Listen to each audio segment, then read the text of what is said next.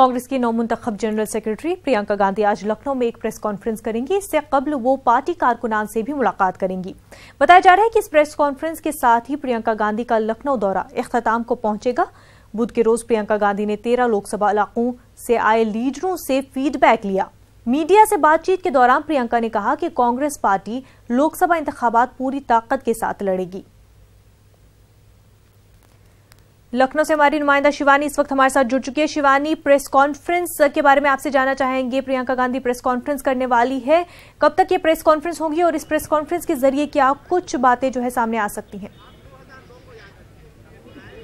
देखिए मुनाज़ा, मैं बता दूं आपको कि ये जो दौरा था प्रियंका गांधी जो कि पूर्वी उत्तर प्रदेश की प्रभारी बनाई गई हैं और ज्योतिरादित्य सिंधिया जो कि पश्चिमी उत्तर प्रदेश के इंचार्ज हैं, उन दोनों का ये दौरा आज पूरा हो रहा है। और आज भी लगभग 11 कॉन्स्टिट्यूएंसीज के जो नुमाइंदे हैं उनसे मुलाकात होनी है प्रियंका गांधी की और ज्योतिरादित्य सिंधिया की, और उनसे 1-to-1 बातचीत की जा रही है। अपने दिल की बात प्रियंका खुद भी रख रही हैं इन लोगों के साथ और उन्हें बता भी रही हैं कि किस तरह से पार्टी को और बेहतर किया जा सकता है। इंतखाबात में बहुत ज्यादा वक्त नहीं है, इसीलिए पूरा फोकस है और पूरा वक्त यहां पर दिया जा रहा है प्रियंका के जरिए। और मैराथन बैठकें हम इसे इसलिए कह रहे हैं क्योंकि हर दिन 14 घंटे या 15 घंटे की बैठकें हो रही है।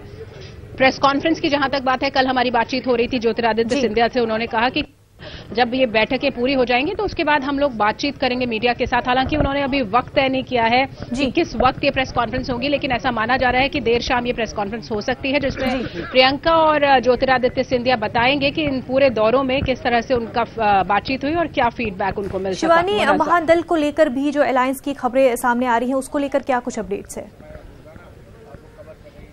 बिल्कुल, कल जिस तरह से यहाँ पे ज्वाइनिंग हुई महान दल की और ओबीसी से जुड़ा हुआ ये नेतृत्व है, ये नेता हैं, तो बिल्कुल एक तरह से जो ओबीसी के लिए भी एक सॉफ्ट कॉर्नर यहाँ पे प्रियंका गांधी का हमको दिखाई दे रहा है। और यहाँ पर जिस तरह से उनसे बातचीत हुई थी, जो भी कुछ उन्होंने कहा, उन्होंने साफ कहा कि हम स्वागत कर रहे हैं, हम चाहते हैं कि ज्यादा से ज्यादा लोग जुड़े, हमारी विचारधारा से जो जुड़े हुए लोग हैं वो हमारे पास आए। तो इस तरह से जो कल एक ज्वाइनिंग हुई है उससे भी हमें ऐसा लगता है कि ओबीसी को भी अपने में शामिल करने की यहाँ पर कोशिश की जा रही है कांग्रेस के जरिए। और इसीलिए जितने भी लोग यहाँ पर जुड़े हैं वो लोग पार्टी में आगे बढ़ाने की पार्टी को कोशिश कर रहे हैं। जी शिवानी, बहुत बहुत शुक्रिया आपका तफसीलात फराहम करने के लिए।